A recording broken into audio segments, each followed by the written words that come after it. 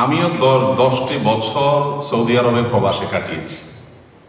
প্রবাসীদের জীবনে কি পরিমাণ কষ্ট হয় এবং কি পরিমাণ যন্ত্রণা থাকে, কি পরিমাণ বেদনা থাকে, সেটা আমি খুব ভালো করে জানি। এই কষ্টটা আমি ফিল করেছি।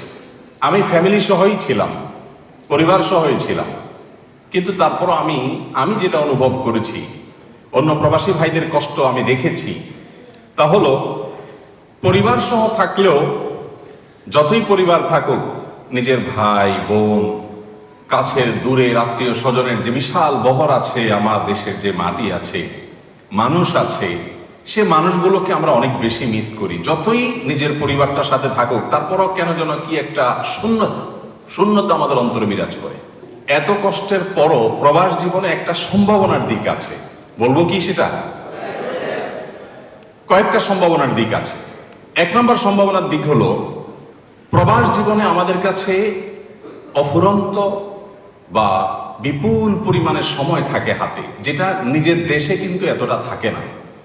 আপনি ব্যাচেলর থাকেন কিংবা ফ্যামিলি নিয়ে থাকেন, যে অবস্থায় থাকুন না কেন, প্রবাসে থাকা সময়গুলোতে আপনি অনেক কিছু চাইলে করতে পারেন। প্রবাস জীবনে যে সুযোগ, বিশেষ করে সময় যেটা আপনি হাতে পাচ্ছেন, এই সময়টা দেশে আপনি কোনো দিনও পাবেন। কেন পাবেন না? কারণ দেশে গেলে আপনার সময় থেকে আপনার স্ত্রী নিবে, আপনার মা ভাগ আছে, বাবার ভাগ আছে, ভাই বোনের ভাগ আছে, বন্ধু বান্ধবের ভাগ আছে, আত্মীয় স্বজনের ভাগ আছে। আজকে অমুকের বিয়ে, কালকে অমুক মারা গেছে, তার জানাজায় যাইতে হবে, পরশুদিন আরেকজনের সমস্যা হয়েছে, তাকে হাসপাতালে দেখতে যেতে হবে। এভাবে হাজারটা কাজ আপনার সামনে থাকবে। অর্থাৎ আপনি নিজের জন্য যে কিছু করবেন, সেই সুযোগটা থাকে না। ভাইরা আমার, প্রবাসে কিন্তু এই সময়টা আমাদের হাতে থাকে। আমি আমার কথা আপনাদের সঙ্গে শেয়ার করতে চাই। আপনারা প্রবাসী, আমিও দীর্ঘ 10 বছর প্রবাসে কাটিয়েছি। আমার জীবনে অনেক কিছু আমি শুধুমাত্র প্রবাস জীবন থেকে শিখেছি, এবং আমি এখনো অনুভব করি, যদি আমি প্রবাসে না থাকতাম তাহলে কখনো আমি এই জিনিসগুলো শিখতে পারতাম না। আপনারা যদি চান যে আমাদের সময়গুলোকে আমরা বেটার ইউটিলাইজ করব, সর্বোত্তম ভাবে ব্যবহার করব, তাহলে অনেকভাবে ব্যবহার করা সম্ভব। সময়কে ব্যবহারের ক্ষেত্রে একে তো ইবাদত বন্দেগী করার সুযোগ থাকে। মসজিদে গিয়ে 5 ওয়াক্ত নামাজ, আপনারা মালয়েশিয়াতে আছেন, এখানে যেখানে থাকেন আশেপাশে কম বেশি মসজিদ আছে, আলহামদুলিল্লাহ। আপনি চাইলে 5 ওয়াক্ত নামাজ সময় মতো পড়া সম্ভব কি সম্ভব না বলেন? ঠিক তেমনি ভাবে আমি বহু মানুষকে দেখেছি প্রবাস জীবনে তাদের জীবনকে আমূল পরিবর্তন করে সোনার জীবন করেছে। আবার বহু মানুষকে দেখেছি প্রবাসে এসে পুরো জীবনটাকে ধ্বংসের দ্বার প্রান্তে নিয়ে গেছে। ভাইরা আমার, আমি আপনাদেরকে বলতে চাই, এই জীবনটা কিন্তু বরফের মতো গলে যাচ্ছে। আপনি দেশে থাকেন কিংবা প্রবাসে, যেখানে থাকেন না কেন, আপনার জীবনটা কি আস্তে আস্তে বরফের মতো গলে গলে শেষ হয়ে যাচ্ছে না? সুযোগটা আস্তে আস্তে হাতছাড়া হয়ে যাচ্ছে না? আল্লাহ রাব্বুল আলামিন ইবাদতের যে সুযোগ এখন দিয়েছেন, বিশেষ করে আমরা প্রবাসী হওয়ার কারণে আমরা প্রত্যেকটা মানুষ শারীরিকভাবে আলহামদুলিল্লাহ যথেষ্ট ফিট, এবং এখানে বেশিরভাগই তরুণ বয়সের কিংবা মধ্য বয়সের, অর্থাৎ বার্ধক্যে যাওয়া মানুষ এখানে নেই বললেই চলে। এই বয়সটা পুরোপুরি ইবাদতের বয়স। এই বয়সটা সারা জীবন থাকবে না। প্রবাস জীবন শেষ করার পর অনেক প্রবাসী ভাইরা আছেন যে দেশে শুধু তিনি যান এমন বয়সে, তখন তাহলে তার শরীরে ডায়াবেটিস চলে আসে, অনেক রোগ চলে আসে, হার্টের সমস্যা দেখা দেয়, চাইলে অনেক ভালো কাজ করতে তিনি পারেন না। অতএব সময়কে ভালো ব্যবহার করার জন্য প্রথম আমার অনুরোধ থাকবে, ইবাদত বন্দেগীতে মনোযোগী হন। 5 ওয়াক্ত নামাজ নিয়মিত পড়েন, তাহলে দেশে গিয়ে পড়া সহজ হবে। আবার সেই সাথে ফরজ নামাজের পাশাপাশি নফল নামাজগুলো পড়েন, এবং আপনি চাইলে এই টাইমে একটু ইসলামিক বই পুস্তক পড়তে পারেন, কোরআনের অনুবাদটা পড়তে পারেন, শিখতে পারেন। আমি আবারও বলছি, কত প্রবাসী ভাইদেরকে আমি দেখেছি যে তারা প্রবাস থেকে প্রচুর পরিমাণে কোরআন হাদিসের নলেজ অর্জন করেছে, অন্যান্য নলেজ অর্জন করেছেন, তাদের জীবনকে পরিবর্তন করেছে। আমি সৌদি আরবে যখন ছিলাম, ইসলামিক অ্যাফেয়ার্স মন্ত্রণালয়ের অধীনে যে ইসলামিক সেন্টারগুলো, তোর মধ্যে থেকে পশ্চিম দমদম ইসলামিক সেন্টারে আমি ছিলাম 10 বছর।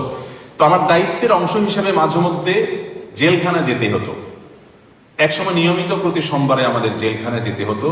বাংলাদেশি জেলখানায় আসামি যে ভাইয়েরা ছিলেন, তাদেরকে দ্বীনি চেতনা তাদের মধ্যে সৃষ্টি করা, অপরাধ প্রবণতা যেন কমে আসে সেজন্য তাদেরকে নসিহা করা, এই কাজগুলো আমরা করতাম। এই কাজ করতে গিয়ে আমি দেখেছি অনেক ভাইরা, জেলখানায় সব মানুষ তো আর অপরাধী হয়ে যায় না, অনেকে হয়তো ফেঁসে গিয়ে যায়, অনেক ভালো মানুষ হয়তো কোনো কারণে ফেঁসে গেছে, অথবা তিনি ভুলই করেছেন কিন্তু এখন প্রায়শ্চিত্ত করছেন। তো জেলে থাকা অবস্থায় আমি এরকম একাধিক মানুষকে জানি যে পুরো 30 পারা কোরআনে কারিমের হিফজ জেলখানা থেকে করেছে। তার মানে এই অবসর সময়টাকে কাজে লাগিয়েছে। জেলটা তার জন্য জেল না, জেলটা তার জন্য আশীর্বাদে আল্লাহর রহমতে রূপান্তরিত হয়ে গেছে, যেটা সে বাইরে থাকলে কোনোদিনই হয়তো হতো না। একজন সাধারণ মানুষ তিনি কিভাবে এই বয়সে হাফেজ হবে, কিন্তু হাফেজ হয়েছে, আমি চিনি ব্যক্তিগতভাবে।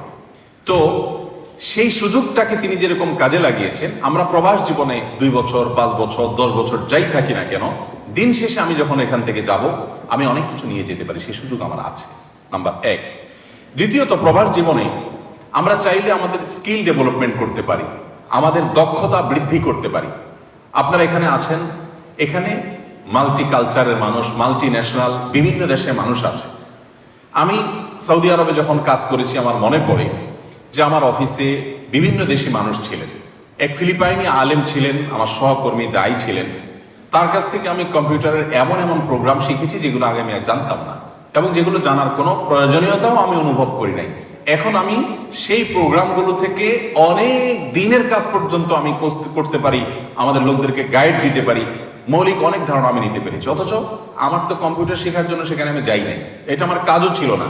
কিন্তু যখনই দেখলাম যে আমার একজন সহকর্মী ভিনদেশী, তিনি একটা ভালো জিনিস জানেন, সুযোগ আছে, আমি তার কাছ থেকে শিখে ফেললাম, আজকে সেটা আমার কাজে দিচ্ছি। এরকম বহু জিনিস আমরা শিখেছি। আপনারাও এদেশে বিভিন্ন দেশে মানুষ দেখবেন, মনে রাখবেন দক্ষতার উপরে এই পৃথিবীতে দুনিয়াতে মানুষের যে মূল্য বাড়ে, মূল্য বাড়ার জন্য দক্ষতার উপর আর কোনো কিছু হতে পারে না। আমরা দক্ষতা অর্জন করতে পারি অবসর সময়। আপনি এখান থেকে অনেক ভালো কিছু নিয়ে যেতে পারেন, খারাপ কিছু নিবেন না। আমাদের অনেক ভাইরা আছে প্রবাস থেকে যত খারাপ জিনিস আছে এগুলো সব আমদানি করে দেশে নিয়ে যায়, ভালোগুলো সব এখানে রেখে যায়, ভালোটা আপনি নিয়ে যাবেন। যেমন এদেশি মানুষ এর স্বভাবগত দিক হলো তারা খুব নম্র, খুব ভদ্র, তারা খুব শৃঙ্খলা মাফিক চলতে শিখে, এবং এর কারণে তারা উন্নত। অতএব আমরা সেখান থেকে সে অভ্যাসটা গড়ে তুলতে পারি। আমরা এখান থেকে এই জিনিসটা শিখতে পারি কি পারি না বলেন? আপনি যদি শৃঙ্খলা শিখেন তাহলে দেখবেন যে সৈনিকদের মধ্যে, পৃথিবীর সব দেশের সেনাবাহিনীদের মধ্যে সবচেয়ে বড় যে গুণগুলো আছে প্রশিক্ষণ ইত্যাদির পাশাপাশি, তার মধ্যে থেকে অন্যতম একটা গুণ হলো শৃঙ্খলা। তো এরকম বহু দক্ষতা আছে যেগুলো আপনি চাইলে শিখতে পারেন। আপনার আশপাশে একজন ইন্ডিয়ান আছে, একজন পাকিস্তানি থাকতে পারে, একজন অন্য কোনো দেশি হতে পারে, চাইনিজ হতে পারে, তার কাছ থেকে আপনি শিখলেন। অনেক কিছু শেখার সুযোগ আছে, এগুলো শেখার চেষ্টা করবেন। অনেক প্রবাসী ভাইদেরকে আমি দেখেছি অযথা মোবাইলে গেমস খেলে আর রিমোট দিয়ে একটার পর একটা ফিল্ম দেখে দেখে সময় কাটিয়ে জীবন শেষ করে তারপর দেশে যায় একেবারে রিজেক্টেড ফার্মের মুরগির মতো।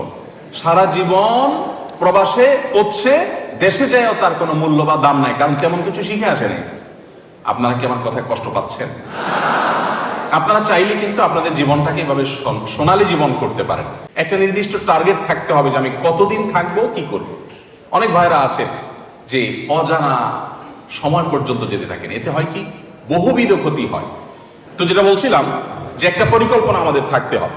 সেই সাথে আমি যেটি বলবো তা হলো, আপনি এই প্রবাস জীবনে যদি বিবাহ না করে এসে থাকেন, অথবা যারা প্রবাসে আসার চিন্তা ভাবনা করছেন, অনুগ্রহ করে প্রবাস জীবন শেষ করে একসাথে বিয়ে করেন। আর যারা আগের থেকে করে ফেলছেন তাদের তো আর কিছু এখন আর করার নাই, তাদেরটা পরে বলতেছে। যারা বিয়ে করেন নাই তারা প্রবাস জীবন শেষ করে পুঁজি পাঠা নিয়ে দেশে কিছু করার জন্য প্ল্যান প্রোগ্রাম করে যে বিয়ে করেন। বিয়ে করে আর প্রবাসে না আসা ভালো, যদি আসেন তাহলে ফ্যামিলি আনার বুদ্ধি করেন, সে রাস্তা খোলা রাখেন। আর আনতে না পারলে আল্লাহর হস্তে যথাসম্ভব প্রবাস জীবন আর কন্টিনিউ খুব বেশি লম্বা সময় করিয়েন না। যদি করেন তাহলে তার প্রায়শ্চিত্ত আপনাকেই করতে হবে। এই কথাগুলো না বোঝার কারণে শত শত হাজারো প্রবাসীর চোখের পানি আমি দেখেছি, এগুলো না বোঝার কারণে। অতএব এই পরিকল্পনা আমাদের থাকতে হবে। এর সাথে আমি যেটি বলতে চাই তা হলো, আল্লাহ তাআলা প্রবাস জীবনে আপনাদের অনেককে, আমাদের অনেককে অনেক টাকা পয়সা দেয়, দিলে আমরা সেগুলো নষ্ট করে ফেলি। বেশিরভাগ প্রবাসী ভাইদেরকে দেখেছি যে সাধারণ শ্রমিক মানুষ কষ্ট করে ইনকাম করেছে, সবার খুশি করার জন্য, এর জন্য কম্বল, ওর জন্য কাঁথা, ওর জন্য বালিশ, ওর জন্য এটা, ওর জন্য সেটা, দুনিয়াটা নিয়ে গেছে, খুশি কাউকেই করতে পারে নাই। খাসিরাত দুনিয়া ওয়াল আখিরাহ। হ্যাঁ, যাদের জন্য প্রয়োজন তাদের জন্য নিবেন, প্রয়োজনের বাইরে না। সর্বশেষ যে পয়েন্টটি বলতে চাই তা হলো অর্থনৈতিক বিষয়ে আমাদেরকে অনেক সুচিন্তিত সিদ্ধান্ত নিতে হবে। একটা এক্সাম্পল দেই, আপনি যখন জমি জমা কিনবেন, বড় ভাইয়ের নামে কিনবেন না মেজো ভাইয়ের নামে কিনবেন, না বইয়ের নামে কিনবেন? নিজের নামে কিনবেন। শরীয়ত প্রত্যেকটা মানুষকে তার সম্পদের মালিকানা তাকে দিয়েছে। অতএব এই বিষয়গুলোকে খুব বিচক্ষণতার সাথে ডিল করতে হবে। আল্লাহ তাআলা আমাদেরকে আমাদের প্রবাস জীবনটাকে সবচেয়ে উত্তমভাবে ব্যবহার করে ভালো কিছু অর্জন করে যেন আমরা আমাদের স্বদেশে ফিরে যেতে পারি। যে জন্য আমাদের আশা, সে আশা যেন আমরা প্রত্যেকে পূরণ করতে পারি। আল্লাহ সে তৌফিক দান করুন।